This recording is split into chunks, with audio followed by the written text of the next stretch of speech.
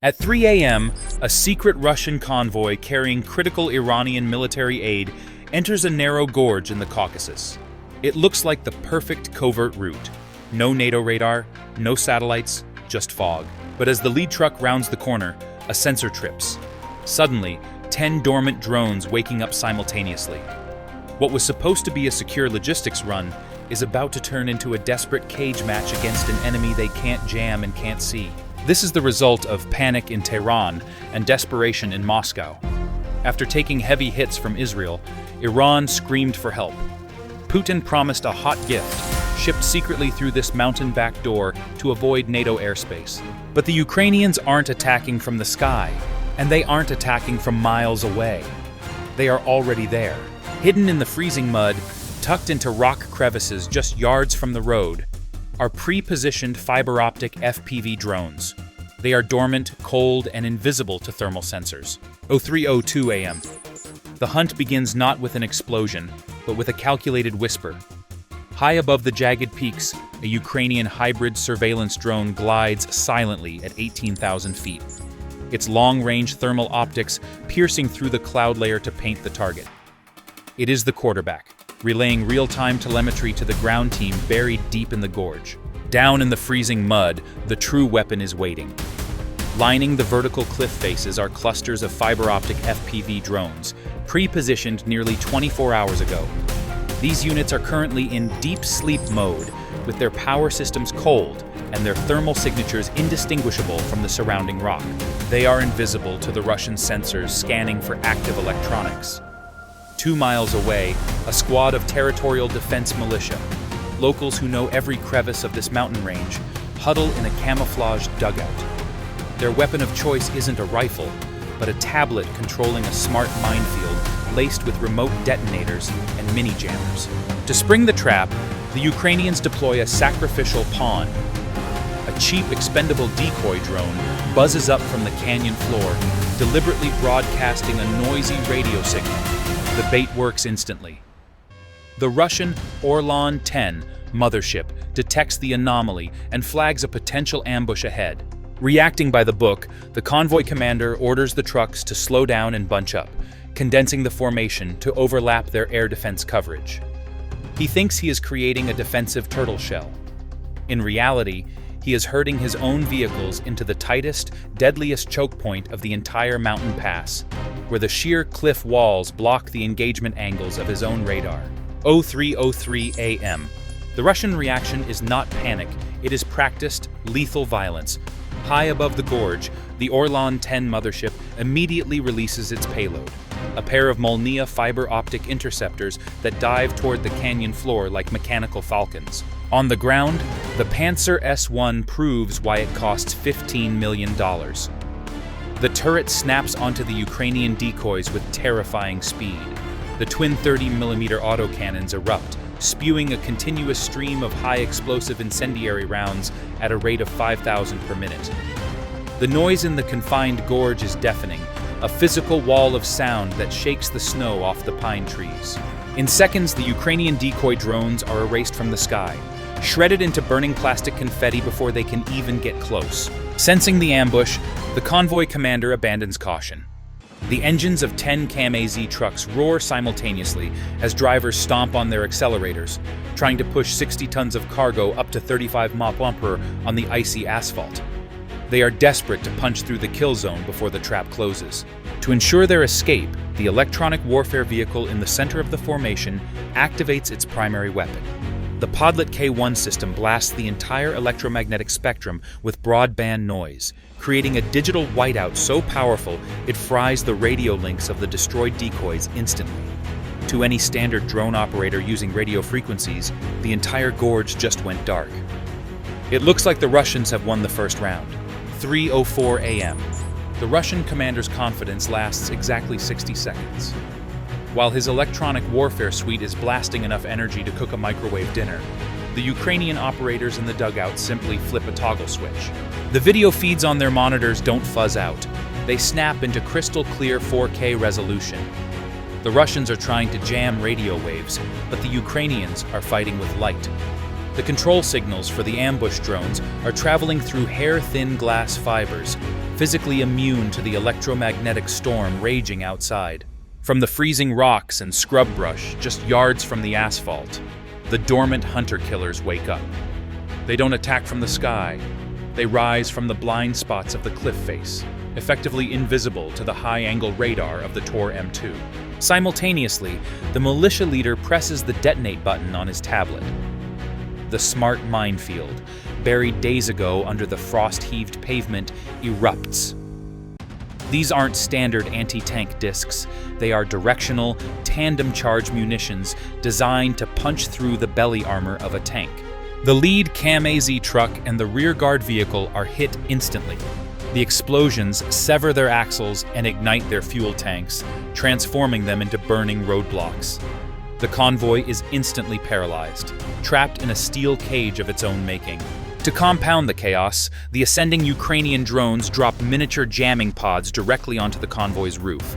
These expendable devices create a localized blackout bubble that overloads the delicate receivers of the Russian Molniya interceptors and blinds the Orlan mothership overhead. The Pantsir S1, now deaf, blind, and boxed in, begins to panic. Its turret spins wildly, firing bursts of 30mm shells into the canyon walls, chasing phantoms while the real threat hovers silently just out of reach. The trap has snapped shut, and through the torn canvas of the stalled trucks, the Made in Iran markings are finally exposed to the cold mountain air. 3:05 a.m. The Russian war machine refuses to die quietly. The Pantsir operator, his radar screens awash in digital static, abandons his high-tech sensors and slams the turret into manual optical mode. He is now fighting by eye, flooding the narrow gorge with a river of high-explosive tracers. It is a desperate spray-and-pray defense, but at this close range, volume has a quality of its own. One of the hovering Ukrainian drones flies straight into a wall of 30mm lead and vaporizes instantly. Simultaneously, a Russian Molniya interceptor, trailing its own shimmering fiber-optic tail, lunges at the ambushers in a suicidal intercept run, missing a mid-air collision by mere inches. Down on the tarmac, the surviving CAM-AZ drivers are operating on pure adrenaline. They shift into low gear and stomp on their accelerators, their tires screaming and smoking as they attempt to physically ram the burning lead truck off the cliff edge to clear a path.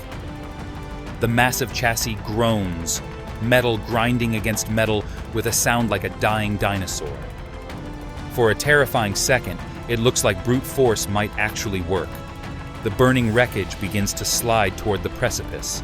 But the Ukrainians have accounted for this specific nightmare. The operator taps a command on his screen, engaging the pixel lock protocol. From 1.25 miles out, the drone's onboard AI stops caring about RF signals and starts tracking geometry. It locks onto the contrast of the convoy's engine blocks against the snow with mathematical indifference, immune to the chaos unfolding below. High above the road, the militia leader watches the trucks inching forward. He flicks the safety cover off the secondary detonator. This circuit isn't connected to mines under the asphalt. It is connected to demolition charges, drilled into the unstable limestone overhangs directly above the convoy. He presses the button. A thunderclap echoes through the valley. Hundreds of tons of rock shear off the cliff face. Gravity does the rest.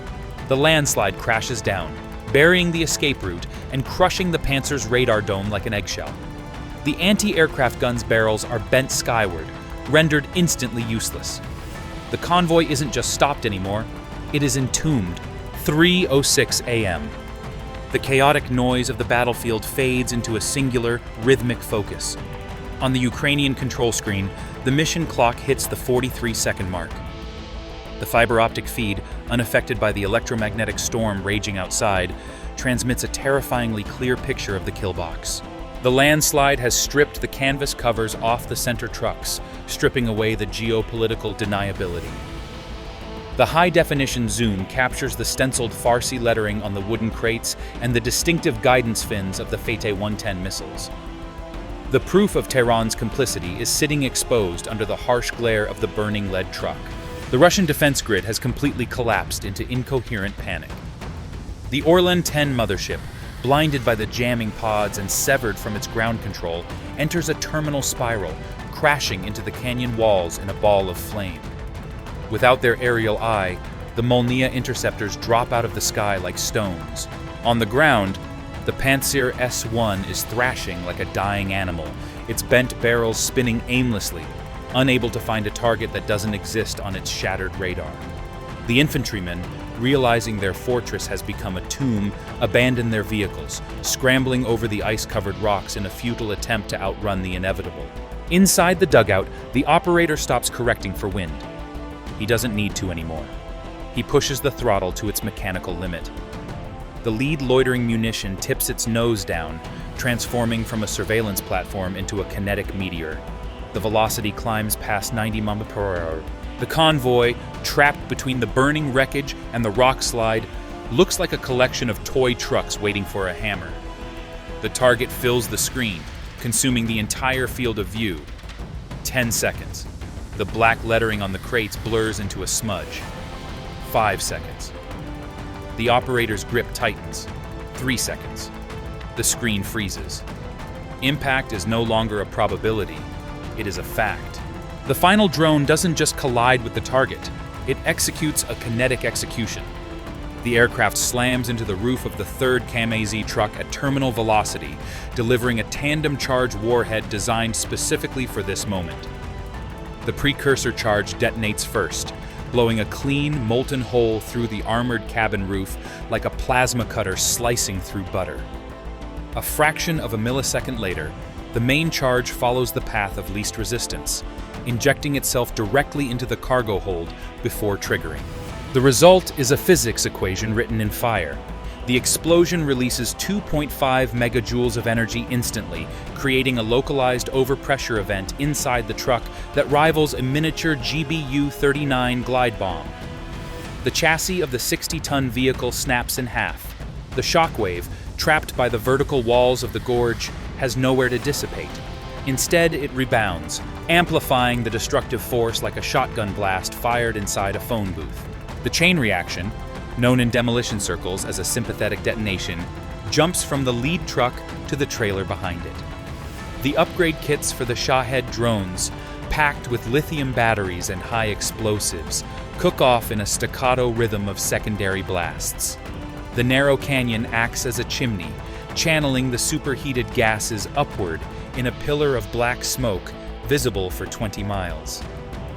The Made in Iran stencils, the guidance chips, and the geopolitical secrets they held are scrubbed from existence, atomized into a cloud of toxic vapor. Moscow tried to use the geography of the Caucasus to hide their desperation. Ukraine used that same geography to bury it. This ambush proves that in modern warfare, there is no such thing as a safe rear area.